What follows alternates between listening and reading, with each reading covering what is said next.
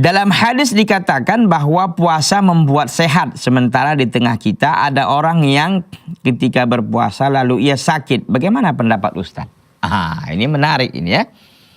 Ada hadis dhaif bahkan maudhu ya, sumu tasihhu.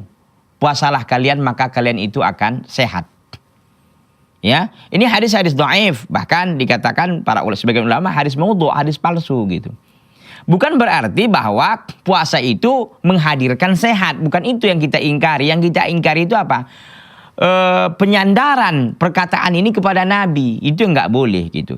Adapun puasa itu membuat kita sehat, itu adalah sebuah apa ya? Sebuah hal yang kelebihan yang diberikan oleh Allah kepada orang yang berpuasa. Dia mendapatkan kesehatan. Memang secara medis pun begitu.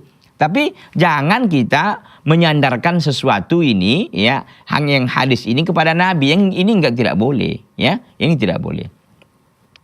Jadi memang puasa itu akan menghadirkan kita sehat, membuat kita sehat. Tapi adapun tadi hadis ini saya katakan ya, itu sebagian ulama menilai dhaif, bahkan sebagian yang lain mengatakan maudhu', palsu.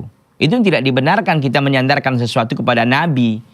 Ya, yang memang tidak sah penukilannya dari beliau. Jadi memang kita harus berhati-hati dan selektif ya dalam dalam menyandarkan sesuatu kepada Nabi Shallallahu Alaihi Wasallam. Ya, terlepas nanti puasa itu membuat orang sehat, itu soal lain ya. Bukan berarti kan sehat nih Pak Ustadz, berarti harus ada hadisnya dong. Jangan kita paksakan seperti itu. Kalau memang nggak ada hadisnya ya kita nggak usah kita paksakan ya. Jadi hadis yang mengatakan itu hadisnya dhaif. Dan bahkan sebagian ulama menilainya sebagai hadisun maudhu', sebagai hadis yang palsu. Nah, memang secara medis ya, bahkan kita sendiri merasakan kita berpuasa sehat kan begitu. Nah, apakah orang yang sakit ketika dia melaksanakan puasa, bagaimana ini? Apakah ini tidak semacam dalam tanda petik ya, pertentangan begitu kan? Di satu sisi kita mendapatkan kesehatan semestinya kan gitu, tapi ada orang yang sakit. Banyak faktor. Boleh jadi memang orang ini sakit memang nggak sanggup puasa, kan ada juga orang begitu. Dia sakit ya, dan dipunis dokter nggak boleh puasa, ada. Maka kan seperti ini nanti orangnya para ulama jelaskan.